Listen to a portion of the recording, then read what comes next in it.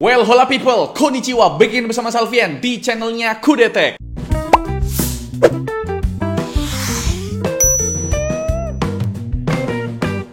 Masih nggak nyangka bre, kalau laptop Nitro series dari Acer yang biasa jadi andalan kaum kerehore, karena memang harganya merakyat ya, sekarang tuh udah jadi semewah ini bre. Bahkan bre, menurutku kastanya tuh udah setara sama Predator Helios Neo series mereka. Tinggal tambahin aja nih ya, logo Nitronya separuh lagi gitu. Langsung jadi logo Predator gitu. Tapi memang ini bukan sembarang Nitro bre, ini adalah Acer Nitro 16S AI. Embel-embel S di sini berarti slim. Ketebalannya tuh nggak sampai 2 cm, cuma 19,9 mm aja. Bobotnya juga nggak sampai 2,1 kg. Ini terbilang sangat ringan buat kelasan laptop gaming 16 inci. Dan buat embel-embel AI di sini juga bukan omon-omon belaka. Soalnya baik dari segi prosesor dan VGA udah sangat mumpuni buat kerjaan AI yang super berat sekalipun karena udah pakai prosesor AMD Ryzen AI 300 series dan juga Nvidia GeForce RTX 50 series. Tapi yang jadi pertanyaan, mau dihargain berapa Nitro yang satu ini oleh Acer? Dan apakah Predator series gak akan kesenggol? Langsung aja kita bahas.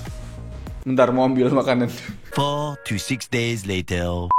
Sebelum ngebahas desainnya, kita mau ngomongin dikit bre soal build quality-nya. Ini tuh udah super solid ya. Materialnya udah dominasi metal, terutama buat sasisnya ini. Terbukti pas kita tekan-tekan area tengah keyboardnya itu udah minim banget yang namanya wobble ya. Secara desain bre, ini jadi Nitro series terseksi yang pernah kita review. Selain bodinya yang sleek, punggungnya juga ternyata minimalis karena hanya menampilkan logo Nitro yang RGB-nya itu bisa dinyala matikan atau diatur via software tergantung ya kalian lah gitu. Terus buat tampilan bokongnya juga tidak kalah seksi. Di sini ada percolokan dan 2 lubang exhaust. Tapi bre, exhaustnya nggak cuma 2 kok. Soalnya di kanan kiri tuh ada lubang exhaust juga. Udah beda banget lah ya sama Nitro V15 yang kita kenal. Percolokannya pun komplit ya. Totalnya ada 5 buah port USB dan salah duanya itu merupakan USB 4 dengan interface Type-C dan ada slot micro SD readernya juga. Oke, sekarang kita geser ke sisi layarnya. Bezelnya itu udah super tipis, terutama bezel bawahnya. Spesifikasi lengkapnya udah pakai panel IPS dengan resolusi 2K plus 2560x1600p dan punya refresh rate up to 180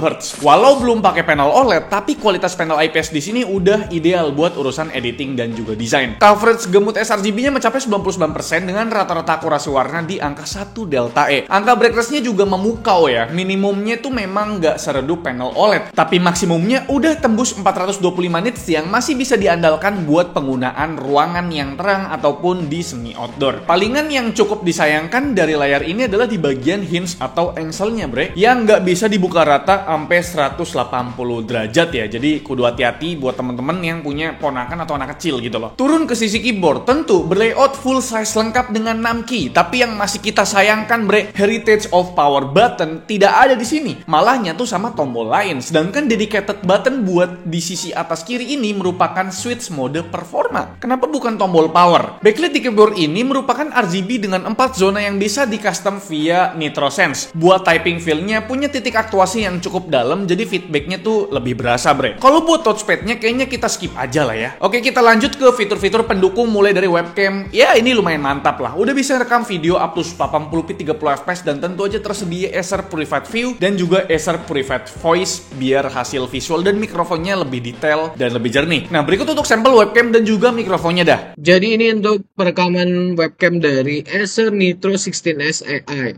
Dan di sini udah ada fitur bawaan Windows Studio Effect kayak misalnya auto framing. Coba kita tes automatic framing-nya. Nah, automatic framing. Oke. Dan ada fitur eye contact dan ada background effect. Ya, ada standar blur sama juga dengan portrait blur. Dan ada juga fitur bawaan dari Acer sendiri kayak Acer Purified View dan Acer Purified Voice. Ini semisal kalau kita matikan efek dari Windows Studio Effect-nya sendiri, kita bisa pakai Acer Purified View untuk ngasih portrait refinement gitu. Atau super sharp. Dan untuk perekaman webcamnya kalau pakai Acer Purified View kita bisa pakai Super Sharp, tapi ini nanti exposure-nya agak turun ya, cuma lebih tajam. Dan juga ada Acer Purified Voice, jadi untuk mengurangi noise sekitar ya. Ini kalau AI noise reduction-nya mati, berisik dong, berisik dong. Ini untuk kalau AI noise reduction-nya mati, dan ini ketika dinyalakan AI noise reduction-nya. Gimana kedengarannya, apakah lebih bersih atau enggak? Nanti kita lihat di hasilnya ya. Ya segitu aja untuk angle-nya, ini lumayan luas, lumayan wide kameranya, dan untuk ini di kondisi lighting yang nggak terlalu terang ini udah cukup banget sih. Kalau soal audio, pakai stereo speaker hasil tuningan di TSX. Dan kalau kalian kira grill di bagian atas adalah sebuah speaker, ternyata bukan bre. Melainkan ini adalah sebuah intake ya. Ternyata ada aplikasinya juga berupa di TSX Ultra. Kalian bisa pilih-pilih beragam preset audionya juga bre. Secara default, itu jalan di automatic yang tentu aja flat. Sedangkan kalau preset musik, malahan kekurangannya di low frekuensi bre. Tips dari kita buat nikmatin lagu jedak-jeduk bisa cobain preset strategi. Tapi kalau mau lebih nikmat lagi, pakai speaker eksternal aja atau headphone lah ya. Lagian kan laptop gaming gitu. Berikut untuk sampel speakernya.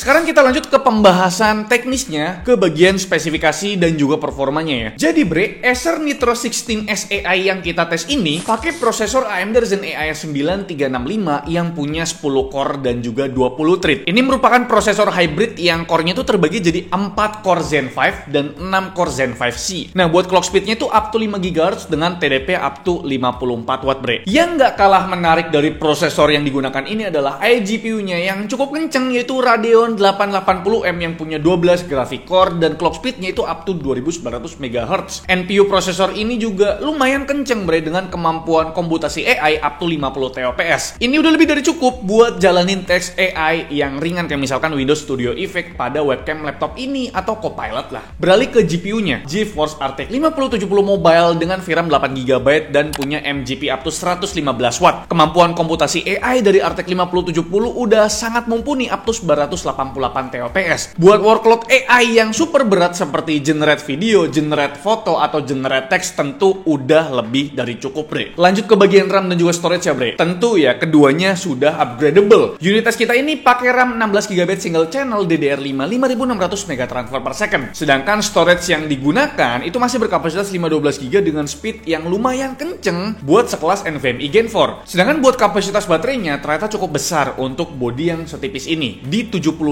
watt hours. Di pengujian kita itu bisa bertahan sekitar 5 jam. Buat sekelas laptop gaming yang tipis, ini terbilang awet bre, mengingat bobotnya tuh cuma 2 kilo. Kalau buat charging time-nya bermodal adapter 230 watt ya, bukan 180 watt nih. Ngecas 80% kapasitas baterai itu cuma butuh waktu 1 jam aja. BTW bre, buat panjang kabel chargernya itu sekitar 3,6 meter. Jadi nggak perlu khawatir terlalu pendek gitu, itu panjang banget bre. Dan sekarang saatnya kita masuk ke tahap performa. Tapi sebelum itu kita lihat dulu untuk utilitas NitroSense-nya. Di bagian homepage ya standar aja bre. Geser ke menu skenario, ada sub menu mode yang isiannya tuh ada 4 mode skenario. Sebelahnya ada sub menu fan control. Terus ada sub menu pulsar lighting buat urusan per RGB-an duniawi, baik di bagian keyboard dan untuk cover logo Nitro-nya. Terus pindah ke menu personal setting, ada GPU operating yang mirip MUX switch. Terus ada settingan buat baterai, layar, keyboard, dan ada sistem boot effect yang bisa di custom pakai foto idola kalian atau pakai foto menteri terhebat kita. Selain itu bre, ada menu check up, monitoring, dan lain sebagainya. Nah, buat pengujian performanya, kita bakal tes dalam 2 mode. Pertama, mode performa dan juga mode turbo. Kita mulai dari pengujian prosesornya. Secara multi-core, core Cinebench R23, Ryzen AI 9365 di sini masuk jajaran top 5 prosesor mobile terkencang yang ada di database kita bre. BTW, buat selisih antara mode skenario itu sekitar 4,6%. Apakah ini worth it? Dari segi suhu sih meningkat 14 derajat Celcius ya. Terus dari segi TDP-nya juga meningkat 14 watt. Belum lagi noise dari fan speed-nya yang lebih ganggu pas mode turbo karena tembus 4700 RPM berbanding 4300 RPM di mode performa. Tapi menurutku ini nggak lebih berisik dari Nitro V15 kemarin sih ya, yang sampai 7400 RPM ya. Mungkin kalian ngerasanya nge-worth it pas lagi pakai mode turbo bre. Tapi kita lihat lebih lengkap dah ya komparasi performanya. Hasilnya bre, RTX 5070 di laptop ini jadi yang terkencang kalau dibandingkan RTX 5070 di laptop lain. lain. Ini angka berdasarkan mode turbo ya. Kalau pakai mode performance lebih lambat sekitar 4% bre. Buat detail suhu dan juga TDP-nya memang pas pakai mode performa kelihatannya di limit bre. Sedangkan pas pakai mode turbo TGP-nya dilepas bebas, tapi memang suhunya jadi 7 derajat lebih hangat nih. Kita lanjut ke bagian pengujian AI. Buat generate text di LM Studio, selisih antar mode skenario tipis aja bre, beda 3 token aja. Tapi pas buat generate image di Amuse, selisihnya tuh lumayan ya. Kalau lagi mode performa itu bisa tembus 6 detik. Sedangkan di mode turbo nggak sampai 5 detik buat generate satu gambar. Lanjut ke 3D rendering, seperti biasa ya kita tesnya di scene barbershop di aplikasi Blender bre. Kita pakainya optic render aja biar lebih kenceng sekalian ya. Lagi-lagi bedanya tuh tipis banget bre antar mode skenarionya, cuma beda 3 detik aja. Tentu bre, perpaduan prosesor dan GPU yang ada di laptop ini udah sangat capable buat produksi konten 4K. Kita tesnya di Premiere Pro 2026 preview footage 4K pakai settingan full aman jaya tanpa kendala. Render time video 4K durasi 10 menit bisa kelar dalam waktu 4 menit 11 detik aja di mode turbo. Lebih kencang 4 detik jika dibandingkan di mode performa bre. Sedangkan render time video 1080p durasinya 10 menit juga bisa selesai dalam waktu 1 menit 24 detik di mode turbo dan beda 2 detik aja di mode performa bre. Dan sampailah kita ke pembahasan gaming test. Mostly game yang kita tes pakai preset rata kanan bre. Semua karena kehadiran fitur DLSS 4 multi-frame generation. Jadi udah pede ya buat main game AAA di preset rata kanan, dan tentunya kita mainkan di resolusi native-nya 2K sesuai layar laptop ini bre. Game pertama ada Double Dark Age. Buat game ini harus sungkem dulu. Soalnya game ini bener-bener haus VRAM. Karena RTX 5070 di sini cuma punya 8GB VRAM, jadi nyaman main di 1080p aja bre. Kalau main di 2K bener-bener nggak playable ya. Terus kita juga nggak bisa aktifin path tracing karena lagi-lagi kekurangan VRAM. Jadi di sini kita cuma tes pakai preset Ultra Nightmare aja tanpa path tracing. Selisih performa antar mode skenario sekitar 13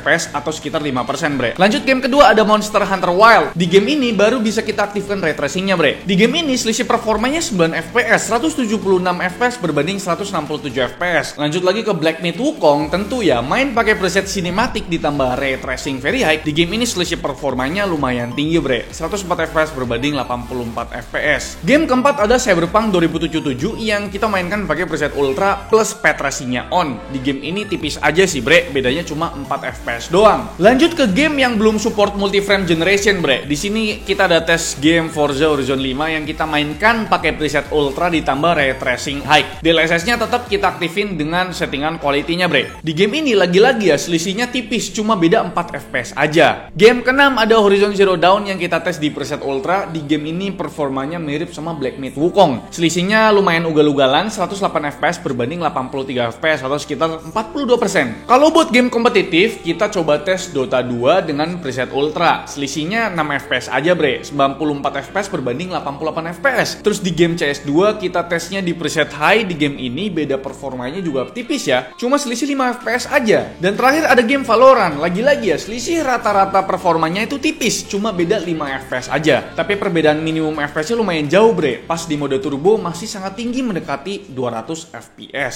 Jadi bre, itu dia untuk rangkuman performa dari Acer Nitro 16S AI. Jadi udah kita tes pakai dua mode skenario ya. Yang kesimpulannya mungkin cukup pakai mode performa aja ya. Suhunya lebih adem, konsumsi dayanya juga lebih irit, dan yang terpenting fan speednya lebih senyap. 4300 rpm berbanding 4700 rpm. Ya lumayan banget lah. Lagian selisih performanya kalau dirata-ratain itu masih di bawah 10% bre. Baik itu performa sintetis, performa AI, performa produktivitas maupun performa gamingnya. Sebelum masuk ke kesimpulan, kita intip dulu konfigurasi cooling sistemnya bre. Biasanya kalau laptop tipis dan juga ringan, cooling sistemnya disunat. Tapi ternyata kagak disunat bre. Malahan ini udah level high end karena udah pakai liquid metal buat thermal pastanya. Terus jumlah heat pipe-nya juga cukup banyak ya. Yang sharing ada 2, sedangkan yang solo ada 3. Dua kipasnya juga punya ukuran yang masif, yang besar. Dan terakhir, heatsinknya tersebar ke 4 sisi biar pembuangan panasnya lebih optimal karena kan ada 4 exhaust ya. Dan sampailah kita masuk ke kesimpulan. Acer Nitro 16S AI ini bukanlah Nitro series biasa. Dari segi prosesor dan juga GPU-nya udah kelihatan kalau ini pakai spek high-end rata kanan ya. Cooling sistemnya juga sangat memadai buat menghandle spesifikasi high-end di laptop ini bre. Layarnya juga udah 2K 180Hz dengan bezel yang cukup tipis. Walaupun belum pakai panel OLED, desain dan build quality-nya juga udah naik level, bukan lagi naik kelas ya. Ya intinya bre, ini laptop yang bagus gitu ya. Malah terlampau bagus dari sebuah Nitro Series. Dan buat menjawab pertanyaan di awal, mau dihargain berapa sama si Acer? Ternyata laptop ini dibanderol sekitar 27 jutaan, bre. Ya mungkin bakal banyak kaum mendang-mending ya,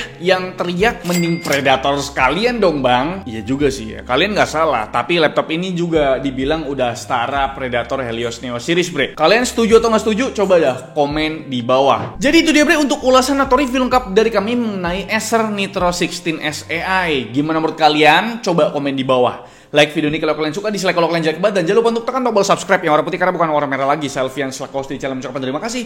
Sampai jumpa di video selanjutnya. Bye bye.